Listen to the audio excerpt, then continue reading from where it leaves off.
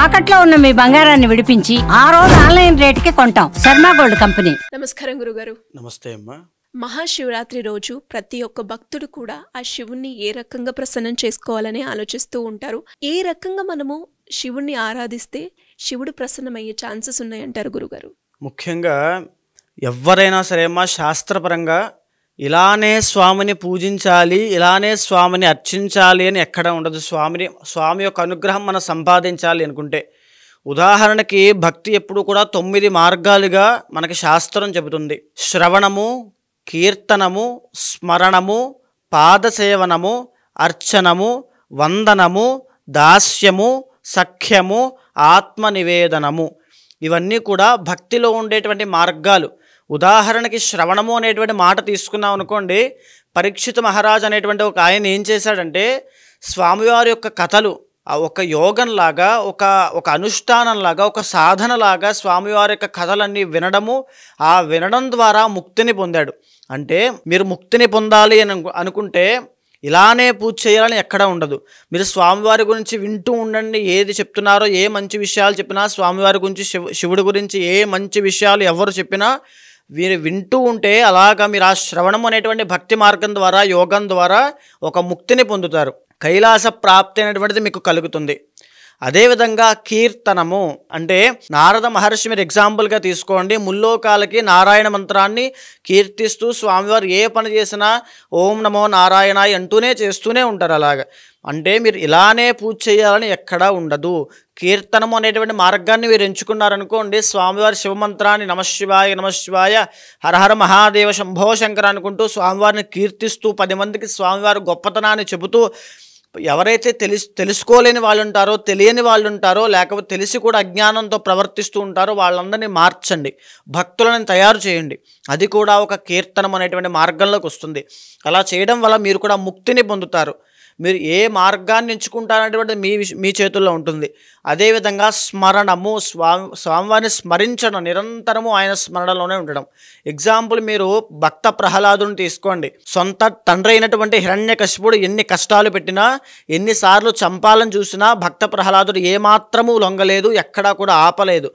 కేవలం తండ్రి అయినటువంటి హిరణ్యకశిపుడు ఒక్క మాటే అన్నాడు, నువ్వు ఆ హరినామ స్మరణ మానేయి, నీకు ముల్లోకాలకి ఆధిపత్యం ఇచ్చేటువంటి మహారాజుగా నేను కూర్చోబెడతానని చెప్పాడు. అంటే ఎన్ని మాయలు, ఎన్ని ప్రలోభాలు వచ్చినప్పటికీ కూడా స్వామివారి యొక్క స్మరణ భక్త ప్రహ్లాదుడు మానలేదు. కాబట్టి ఉగ్ర నరసింహస్వామిగా వచ్చి ఆయన్ని కాపాడాడు. అంటే మీరు ఎక్కడ ఉన్నా, ఎలా ఉన్నా, ఏ పరిస్థితుల్లో ఉన్నా, సుఖంలో ఉన్నా, కష్టంలో ఉన్నా, దుఃఖంలో ఉన్నా, మీ చుట్టూ 100 మంది ఉన్నా, 100 మంది ప్రలోభ పెడుతూ ఉన్నా, మీ స్మరణ, మీ భక్తి మానసికంగా మీ యొక్క తపన రూపంలో తపస్సుగా జరుగుతూనే ఉండాలి. ఎప్పుడైతే అలా జరుగుతుందో ఖచ్చితంగా మీరు ముక్తిని పొందుతారు. అదేవిధంగా పాదసేవనము.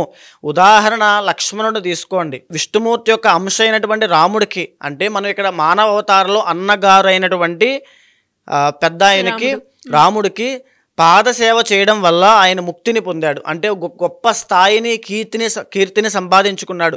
మీరు మీ తల్లిదండ్రులను సేవించండి, మీ ఇంట్లో పెద్దవాళ్ళను గౌరవించండి. ఇది కూడా ఒక భక్తి మార్గము. సో మాతృదేవో భవ అని ఎందుకంటారంటే, మీ తల్లిదండ్రులను సేవించడం వల్ల ఆ సేవలోంచి భక్తి అనేటువంటిది మీలో ఒక చైతన్యము, మార్పు, వికాసం అనేది వస్తుంది. అది మిమ్మల్ని ముక్తికి దారి చూపిస్తుంది. అదేవిధంగా అర్చనము అంటే మనం చేసేటువంటి పూజలన్నీ కూడా, సో ఏంటంటే ఏ పూజ అయినప్పటికీ కూడా మనం ఒక అర్చన అనేటువంటి చేస్తున్నాం అనుకోండి, అభీష్టాలు సిద్ధించడం కోసం చేసేది అర్చన. పూజ అనేటువంటిది పూర్వజన్మ వాసనలను తొలగించేటువంటిది పూజ. ఇలాగా మీకు ఏ కోరిక ఉన్నా, ఏ సమస్య ఉన్నా, ఎలాంటి దోషం ఉన్నా, నాకు ఇది కావాలి అనిపిస్తున్నా వీళ్ళని అడుక్కోవాల్సిన పని లేదు. డైరెక్ట్గా స్వామివారికి ఒక అర్చన, ఒక పూజ, ఒక సంకల్పము, ఒక ఇష్టి అలా పెట్టుకుని చేయగలిగితే ఖచ్చితంగా ప్రతీది కూడా నెరవేరుతుంది. ఎలాంటి కోరికైనా స్వామివారే ఇస్తారు తప్ప మనం వీళ్ళని బ్రతిమాలుకోవాల్సిన పని లేదు. అది అర్చనము. అర్చనం ద్వారా పృథు మహారాజు అనేటువంటి ఒక ఆయన ఎన్నో రకాల ఐశ్వర్యాలు పొందాడు, చివరికి ముక్తిని పొందాడు. ఈ అర్చనం అనేటువంటిది కూడా ఒక భక్తి మార్గము.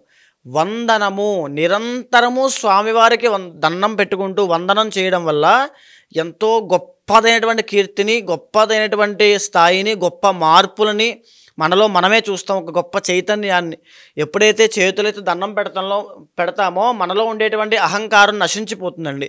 మీరు గమనించండి, అందుకే వందనం అనేటువంటిది ఈ యొక్క నమస్కారం అనేటువంటిది మన భారతీయ చిహ్నంగా మారింది. ఎప్పుడైతే మనం భగవంతుడికి వందనం చేస్తూ ఉంటామో, నిరంతరము దండం పెట్టుకుంటూ ఉంటామో, ఎక్కడ కనిపించినా మనం దండం పెట్టుకుంటామో, అది కూడా ఒక ముక్తికి తీసుకెళ్తుంది. ఒక భక్తుడు ఇలానే ఉంటాడు అని చెప్పి ఎక్కడా ఉండదండి.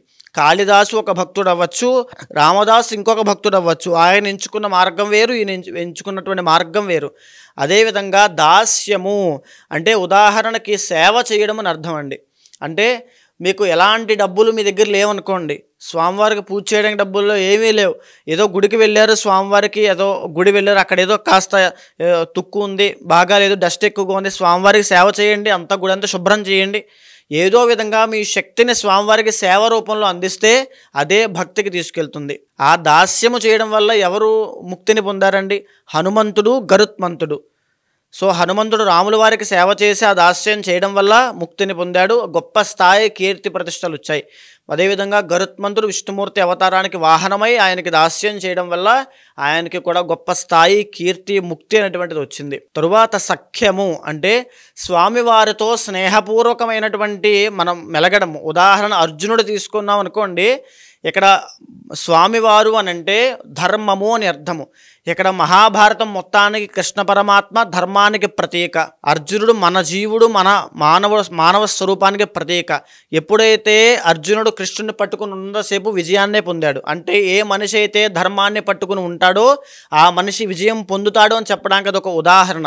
అంటే మనం ధర్మంతో సఖ్యం చేస్తే భగవంతుడు మనతో సఖ్యం చేస్తాడు, అంటే మనతో స్నేహం చేస్తాడు.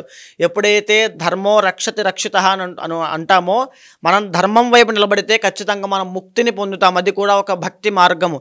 మీరు ఏ దేవుడిని పూజించాల్సిన పని లేదు శ్రీ గారు, మీరు ఏ భగవంతుడికి పూజ చేయాల్సిన పని లేదు. మీరు ఏదైతే మీరు చేసేటువంటి పనిలో ధర్మంగా ఉండండి, మీ జీవితంలో ధర్మంగా ఉండండి, ఆ ధర్మే ముక్తికి దారితీస్తుంది. అదే మన సనాతన ధర్మం చెప్పేటువంటి విషయము.